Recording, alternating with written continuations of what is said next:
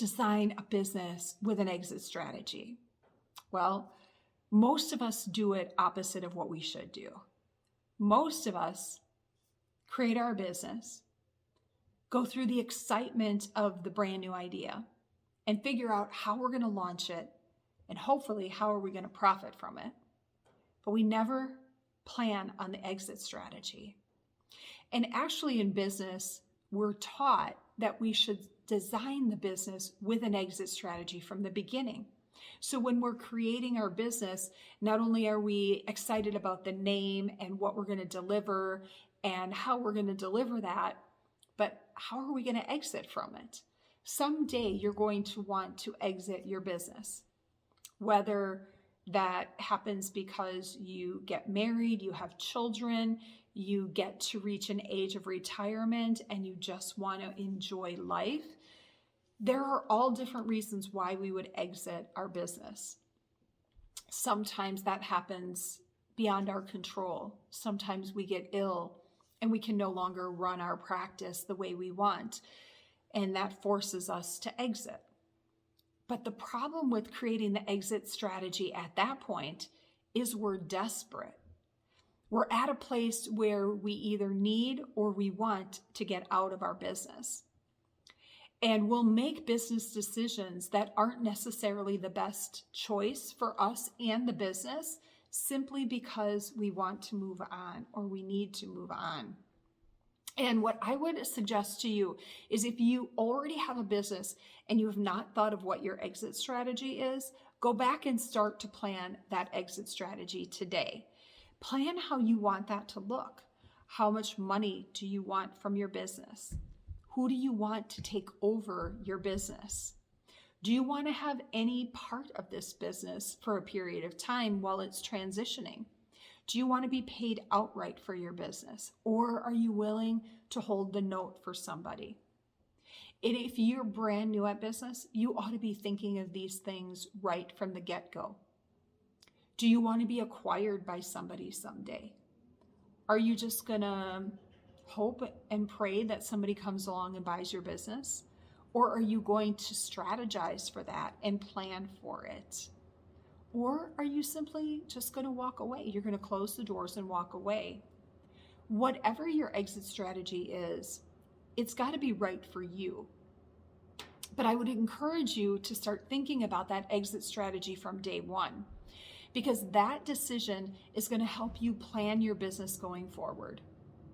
If you're looking for a buyer for your practice, you want to start looking for that person 5 years before you actually need them. That's important because it's going to take time to find someone, to train someone, and to feel comfortable with them to buy into your practice. Now, you may not be ready to walk away from your practice while you're looking for this buyer, but you may want to bring them in. Because the last thing you want to do is look for a buyer for your business 6 months before you're ready to walk away.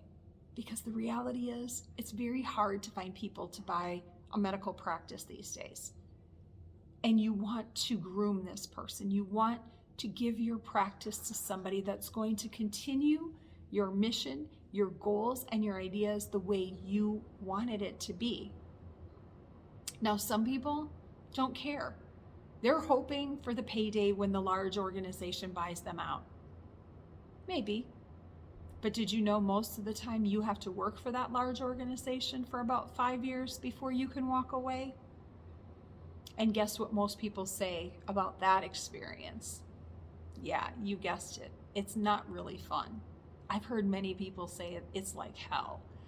And I can imagine that. It's very hard once someone has created their own business and is a business owner to go back to work for someone else. We have dreams, we have desires, we've made our own decisions for a long time. We haven't had to have anybody tell us what to do. It's very hard to work for someone again. And it's very hard to take on a partner.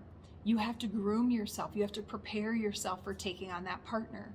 You have to make sure that that partner that you're going to work with for 5 or 10 years before you turn around and walk away is somebody you can get along with. It's somebody that you can work with. It's somebody that wants to be in the business that you are in. And you need to make sure that you're not carrying all the weight for that partner as well. So creating that exit strategy is equally as important as creating the business plan when we're starting out.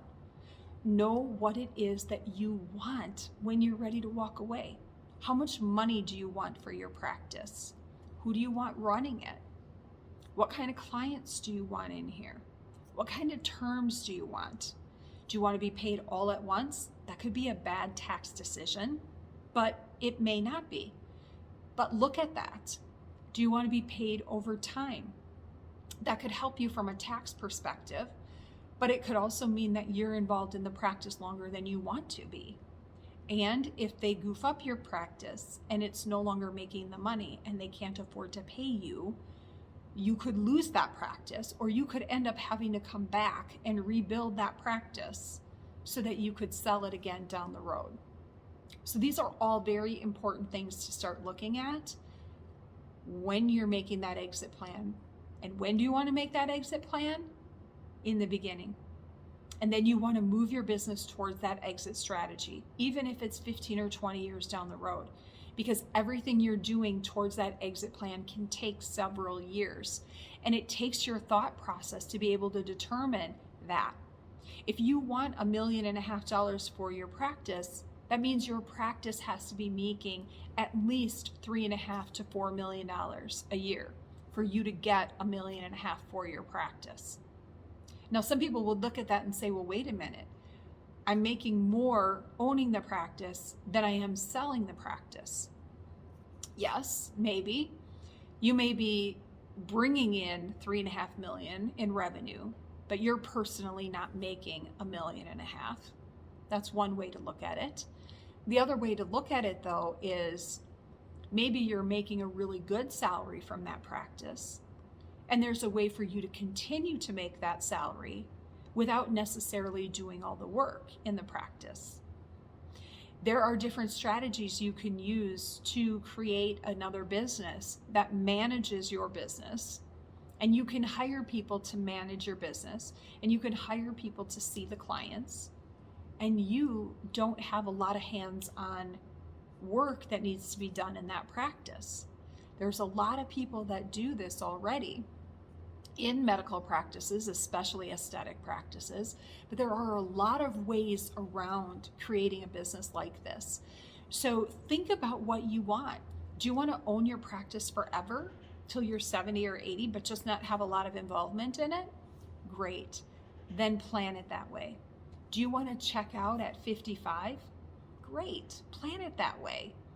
But create your business so that you can exit however it is that you want. And if you need help figuring this out, join our FMBI coaching program. We can help you determine what is the best strategy for you.